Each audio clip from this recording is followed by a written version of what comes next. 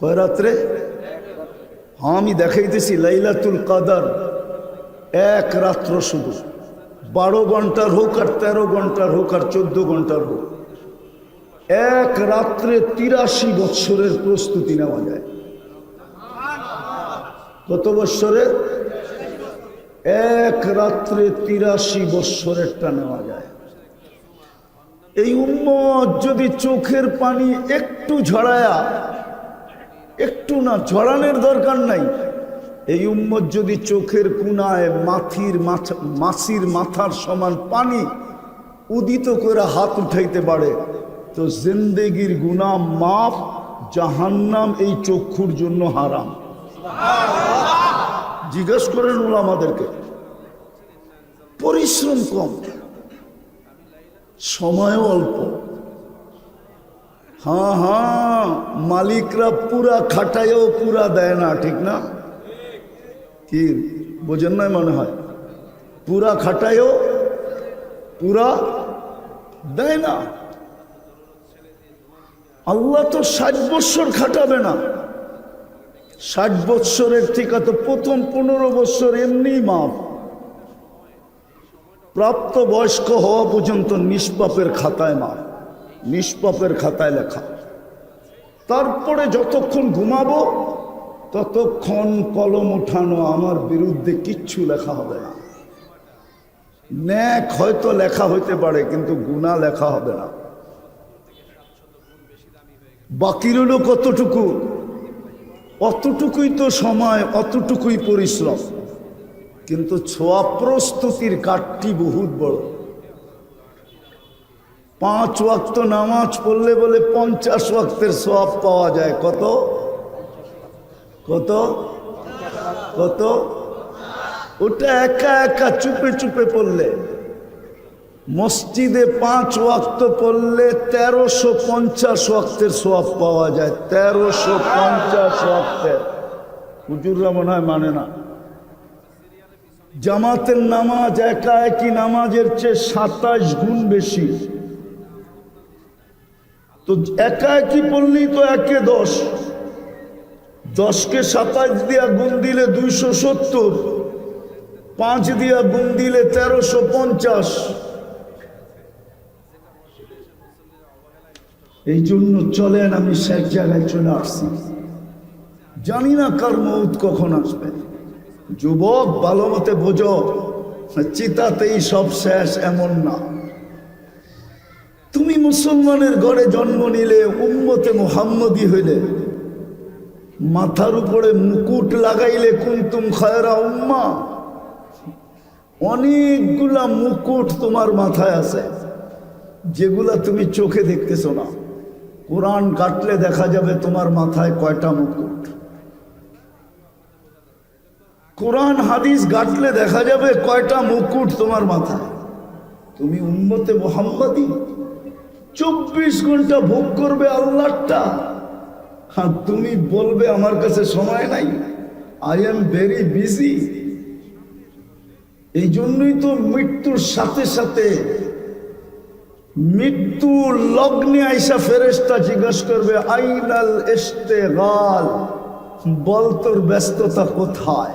চলে আসছি আমরা, নিয়ে নিব এখন তোকে উঠায়া, বল ব্যস্ততা কোথায়? তুই না বলতি বড় ব্যস্ত, আই এম ভেরি বিজি। 24 ঘন্টা নাকি ব্যস্ততায় কাটে। চলে আসছি আমরা।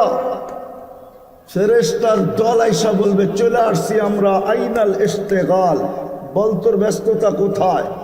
বইলা একটা টান দিবে। হায় হায়, গাজীপুরের স্টেজে টান দিছিল 1 মিনিটের নাই ভরসা। মনে আছে না ভুলা গেছেন? ফিরোজ শাহীর রশি টান দিছিল এই গাজীপুরের স্টেজে, 1 মিনিটের নাই ভরসা গাইতে যায়। অনেক দিন হয়ে গেছে, ভুলা যাওয়ারই কথা।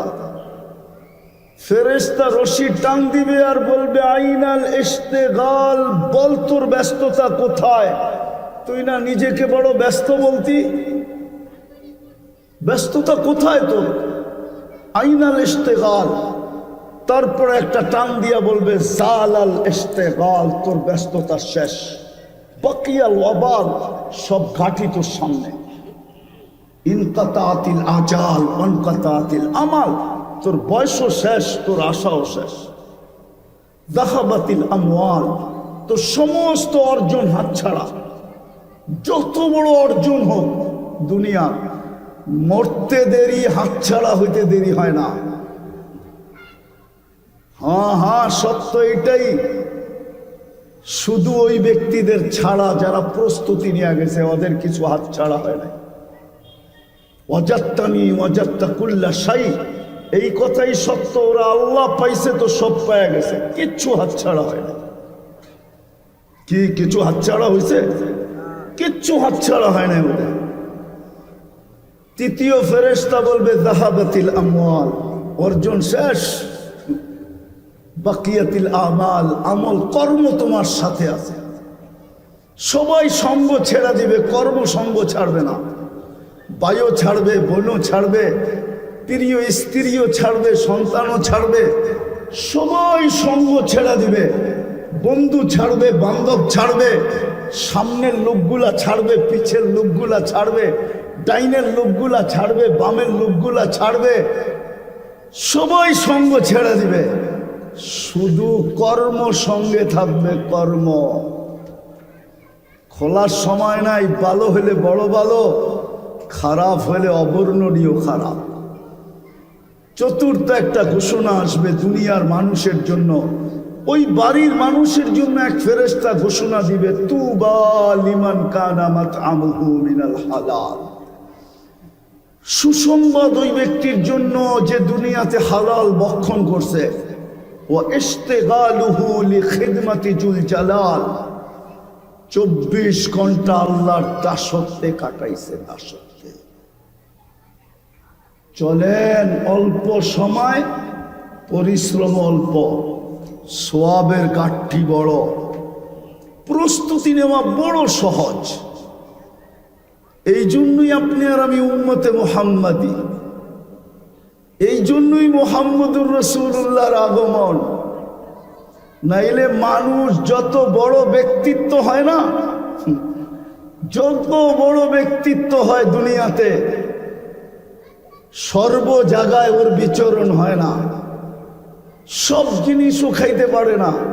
আমাদের পেপার উঠাইলে পাওয়া যাবে, একটা ডিম টেস্ট করতে করতে করতে করতে যার জন্য ডিমটা ভাজা হইল, সে এক টুকরা ভাগে পায়, বাকি সব টেস্টে চলে যায়। মনে হয় ওনারা বোঝে নাই। আপনারও তো বোঝার কথা, ঠিক না? সমাজের কর্ণধর হিসাবে এই কথাটা তো আপনাদের বোঝার কথা, ঠিক না? না, মনে হয় বোঝেন নাই। কি বুঝছেন বলেন? রাষ্ট্রপতির জন্য ডিম বাজলে চেক করতে করতে করতে করতে ওনার ভাগে এক টুকরা পড়ে, মাঝে মাঝে পড়েও না, সরায়া দেয়, এটা আপনার যোগ্য না। আরে বুঝাইতে পারলাম? হ্যাঁ, আপনি মুহাম্মদুর রাসূলুল্লাহ ব্যক্তিত্ব যত বড় হয়, ওনার বিচরণও তত কমতে থাকে। মুহাম্মদুর রাসূলুল্লাহর মতো ব্যক্তি দুনিয়ায় আসবে কেন? আর আপনার আমার মতো মানুষকে উম্মত বানাবে কেন? আপনি তো মুহাম্মদুর রাসূলুল্লাহ চিনেনই না। যদি চিনতেন, একটা উদাহরণ দেই, যেইখানে নূরের জগৎ, নূর আর নূর, আর নূরীদের সর্দার যিনি নূর দ্বারা তৈরি, আবার নূরীদের সর্দার জিবরিল নূর দ্বারা তৈরি, ফেরেশতাদের সর্দার। কিন্তু মেরাজের রাত্রে এক জায়গায় যায় থেমে গেছে, আগে চলেন, অনুমতি নাই। দ্বিতীয় জবাব দিছে, আমার শরীরে শক্তিও নাই যে আগে যাব। কে যাবে? শুধু আপনি একা যাবেন। সমস্ত জগৎ অতিক্রম করে যিনি আরশের নিচে গেছেন, আল্লাহ বলছে এখানেই পরিসমাপ্তি না, উপরে আসেন।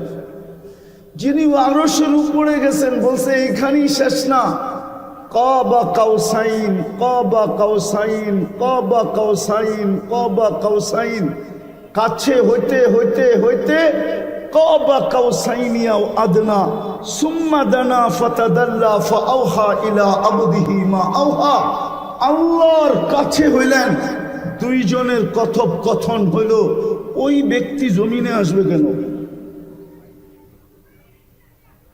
দুনিয়ার কোন পদস্থ মানুষ কোন জায়গায় যাওয়ার আগে 1 মাস আগের থেকে চলতে থাকে যে আসলে এখানে যাওয়া উপযোগী হবে কিনা, ঠিক হবে কিনা, কোনো সমস্যা হবে কিনা, কোনো সমস্যা হবে কিনা, কোনো বিপদ আপদ হবে কিনা, কোনো হামলা সামলা হবে কিনা,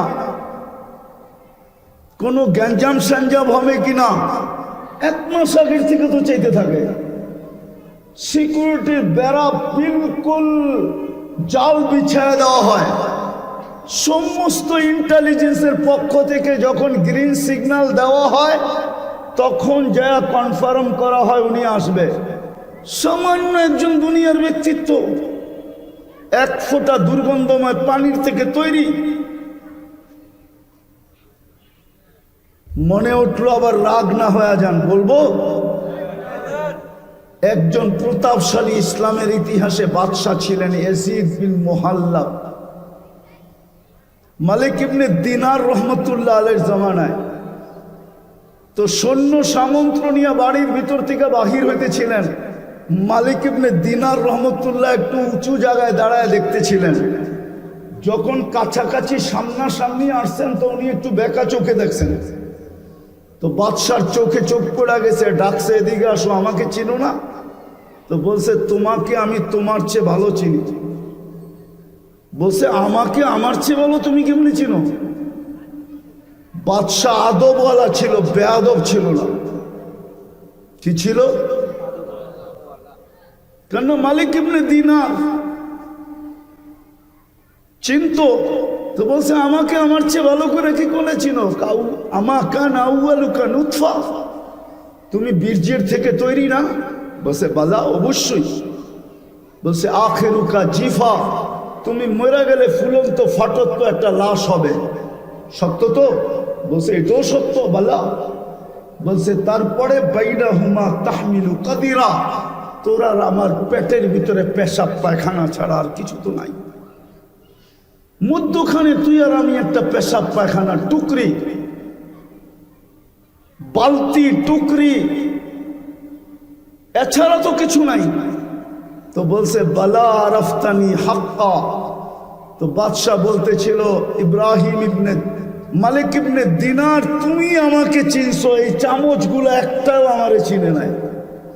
আমার চতুর্দিকে যে চামচ দেখো এগুলো একটাও আমাকে চিনে নাই, তুমি আমাকে চিনছো। দিদার পায়ে হাত দিয়া বলি চলে যেতে হবে। দুনিয়াই শেষ না, দুনিয়াই শেষ না।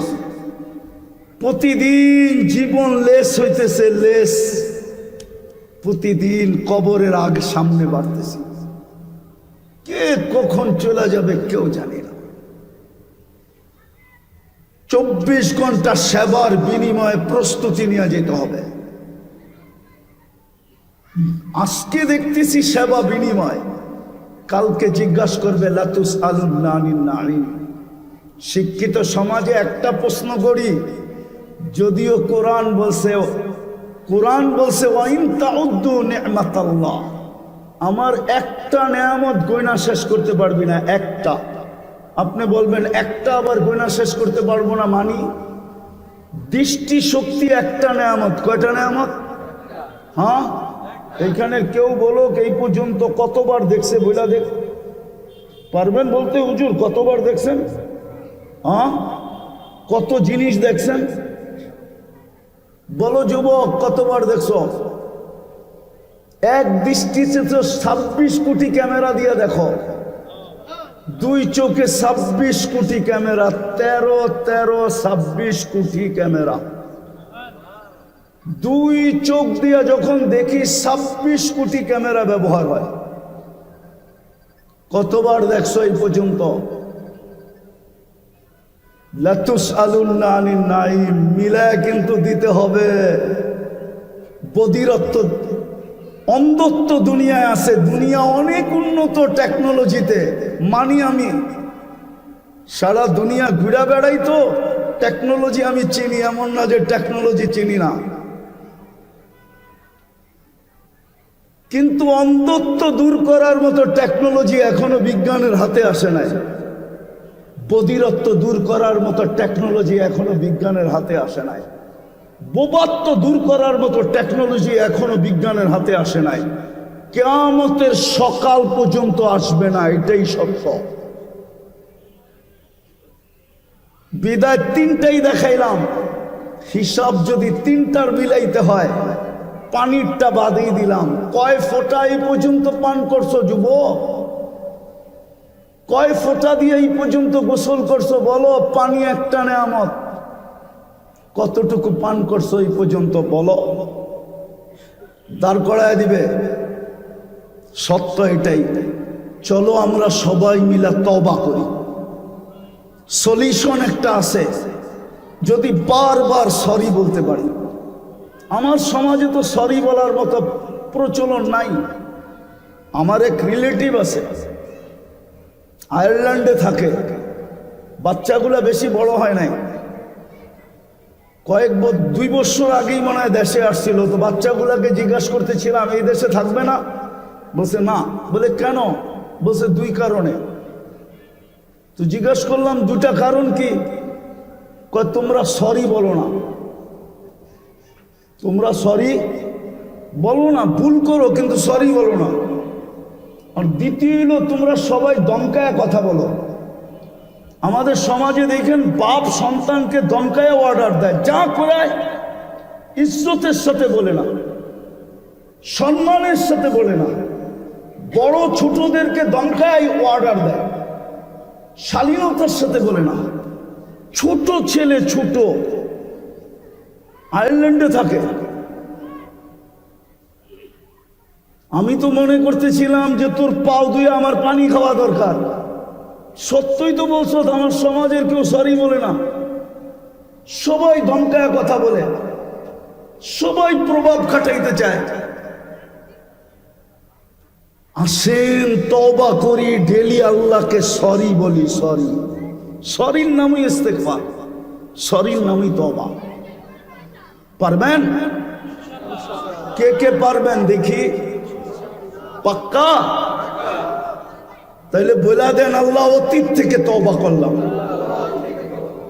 আর একটা কাজ করে, এর চেয়ে বড় অপরাধ কিচ্ছু না। এটা দুনিয়া আমার সাথে একমত হবে। 4টা 24 ঘন্টা ভোগ করি, যিনি আমাকে অস্তিত্ব দিল।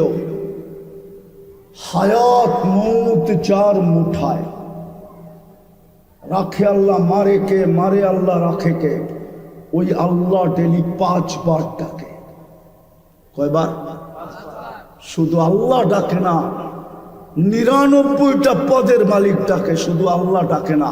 রহমান ডাকে, রহিম ডাকে, মালিক ডাকে, কুদ্দুস ডাকে, সালাম ডাকে, মুমিন ডাকে, মুহাইমিন ডাকে, আজিজ ডাকে, জব্বার ডাকে, মুতাকাব্বিরুল খালিকুল বারিউল মুসাব্বিরুল গফফারুল কাহ্হারুল ওয়াহ্হাবুর রাজ্জাকুল ফাত্তাহুল আলিমুল কাবিদুল বাসিতুল খাফিদুর রাফিউল মুইজ্জুল মুতিল্লুস সামিউল বাসিরুল হাকামুল আদলুল লতীফুল খাবীরুল হালিমুল আযীমুল গফুরুল শাকুরুল আলিয়ুল কবীরুল হাফিজুল মুকিতুল হাসিবুল জলিলুল করিমুল রকিবুল মুজিবুল ওয়াসি আল হাকিমুল ওয়াদুদুল মজিদুল বাঈসুল শহীদুল হকুল ওয়াকিলুল কবিয়ুল মতিনুল ওয়ালিয়ুল হামিদুল মুসি আল মুবদি আল মুঈদ আল মুহয়ি আল মুমীত আল হাইয়্যু আল কাইয়্যুম আল ওয়াজিদ আল মাজিদ আল ওয়াহিদ আল আহাদ আল সামাদ আল কাদির আল মুক্তাদির আল মুকদ্দম আল মুআখ্খার আল আউয়াল ওয়াল আখির আল যাহির ওয়াল বাতিন আল ওয়ালি আল মুতাওয়ালি আল বাররু আল তাওয়াব আল মুনতাকিম আল আফু আল রউফ মালিক আল মুলক যাল জালালি ওয়াল ইকরাম আল মুকসিত ওয়াল জামি ওয়াল গনি ওয়াল মুগনি আল মানি আল দার আল নাফি আল নূর আল হাদি আল বদি ওয়াল বাকি আল ওয়ারিস ওয়াল রশিদ আস সাবুর জাল্লে জালালু 99 পদের মালিক ডেলি 5 বার আল্লাহ ডাকে, 5 বার ডাকে। আপনি বলেন ব্যস্ত, সাড়া দিতে পারি না। এর চেয়ে বড় অপরাধ কিচ্ছু নাই। দুনিয়া বলবে এর চেয়ে বড় অপরাধ কিচ্ছু নাই। এর চেয়ে বড় বেয়াদবি কিচ্ছু নাই, এর চেয়ে বড় নিমক হারামি কিচ্ছু নাই, অকৃতজ্ঞতা কিচ্ছু নাই, এর চেয়ে বড় কোনো অকৃতজ্ঞতা নাই। ভালো মতে বুঝি, 5 ওয়াক্ত কমসে কম এই ডিউটিটা পুরা করি। হ্যাঁ, কিতাবের এক জায়গায় লেখা আছে এটা শরীরের ভাড়া, দেহের ভাড়া। আমার আখেরাত গুছানো তো হবেই হবে, জীবনটা গুছানো তো হবেই হবে, সাথে সাথেই দেহের ভাড়াটাও আদায় হয়ে যাবে। নাইলে কতদিন চালাবেন এটা ভাড়াহীন? আল্লাহ ডাকে আপনি আসেন না? পায়ে হাত দিয়া বলি, পড়বেন নামাজ? কে কে পড়বেন যে আজকের থেকে ছাড়বো না? তো এগুলো আমাদেরকে বলবে, তাই না? এরকম সহবত যদি থাকে আপনি সেখানে বসবেন, তার সাথে চলবেন, তাইলে কামিয়াব হবেন। এটা আল্লাহর অর্ডার। মাহে রমজানে আমাদের এগুলো প্র্যাকটিস করা দরকার। সম্মানিত হাজিরিন, সারাদিন কথা বললে আমার ফুরাবে না, কারণ নেয়ামতের মাস, এত নেয়ামত। আমরা তো কিছু কিছু মোস্ট ইম্পর্টেন্টগুলো বলি, হাজার হাজার হাদিস রমজান নিয়ে। সুতরাং আমরা যেন আল্লাহর কাছে এইভাবে চাই যে আল্লাহ, আমার তো সব জানা নাই, আলেমরাও সব কথা আমাদেরকে বলতে পারে নাই, কিন্তু আপনি তো এই রমজানকে কেন্দ্র করে কত নিয়ামত দিবেন, আপনার একটা ডিসিশন আছে, আপনি আমাকে সব দান করেন। তাইলে কিছু বাদ যাবে? আর আপনি বলবেন, হুজুর এত সাউন্ড কি ঠিক হইব?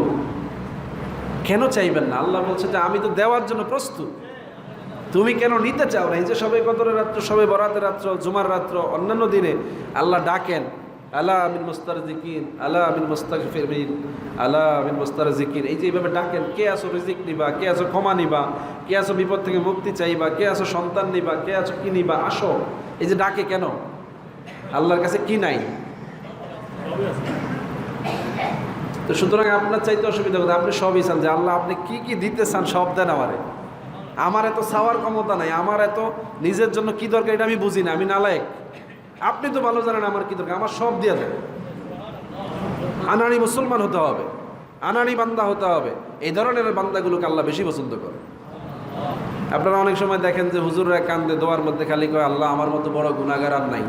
মনে মনে চিন্তা করে, তো হুজুরের লগে থাকলাম, হুজুরই তো বড় গুনাহগার। কিন্তু এটা তো এটা না, উনি বুঝাইতে চাচ্ছে আল্লাহ আমি কি না কামল করি, এর চাইতে বেশি না কামল করেন না লোক আছে, তো আমার তো গুনাই হচ্ছে, সুতরাং আমি আমার চাইতে গুনাহগার আমি বড় কাউরে দেখি না। এই যে বিনয় প্রকাশ করে, আল্লাহ খুশি হয়ে তাকে বেগুনা বানায় দেয়। সুবহানাল্লাহ।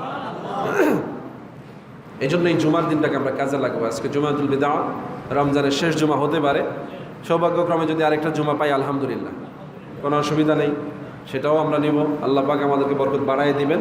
আর যদি রমজানের জুমা না পাই, তাহলে আজকে সেই রমজানের শেষ জুমা হিসেবে আজকে সারাটা দিন আমরা কাজে লাগাবো ইনশাআল্লাহ।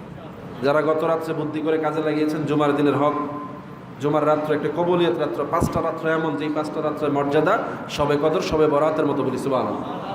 এর মধ্যে 2 ঈদের পূর্ব রাত্র, জুমার রাত্র, সবে বরাত, সবে কদরের রাত্র। কয়টা রাত্র? 5টা রাত্র। এই 5টা রাত্রে সবসময় দোয়া কবুল হয়। সুতরাং এরকম রাত্রগুলো আমাদের সামনে আরও আছে, আমরা উদযাপন করবো ইনশাআল্লাহ। আরও 2টা বিশেষ দিন আছে। সোমবার দিন বান্দার আমলনামা আল্লাহর দরবারে হাজির করা হয়, কবর আযাব কমিয়ে দেওয়া হয়। বৃহস্পতিবার দিন আল্লাহ রাব্বুল আলামিন আমলের বিবেচনা করে তার বরাদ্দ বাড়ায় দেন। এগুলো বোঝার অনেক বিষয় আছে, আমরা খুঁজতে চাই না, জানতে চাই না, বলতেও দিতে চাই না। বলার যেখানে জায়গা সেখানে গিয়া রই দাইয়ে, বৃষ্টি আইয়ে এইসব অজুহাত দিয়ে কথা বন্ধ করে দিই। কি বলেন, ঠিক না? জানা যায় গেলে ইদানিং এক ধরনের মুসল্লি আছে, এগুলো শয়তান। আগে হুজুর তাপ বেশি, একটু কথা কম কইেন, অথচ এই বদলা হারা দিন জমিনে বইরা এই রোদের মধ্যে উত্তিয়া থাকে। জানাজা দাইলে হেতু রোদ লাগে, আছে না? এসব সময়ের দাম কমে যায়। জানাজার টাইম 2টা, 5 মিনিট ওভার হইতে পারবো না।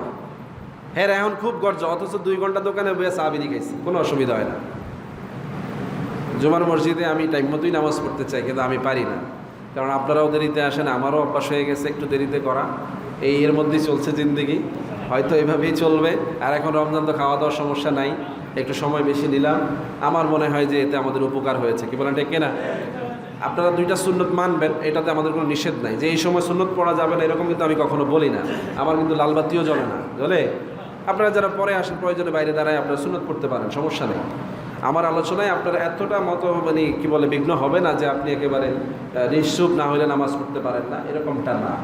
আমি কোরআন হাদিসের কথা বলতেছি, পাশে কোরআন তেলাওয়াত হচ্ছে, আরেকজন দুরূদ সালাম পড়তেছে, এই পরিবেশে ইবাদত করা যায়। এজন্য খুব জরুরি হলে আপনারা সুন্নতগুলো পড়বেন। আর 4 রাকাত সুন্নত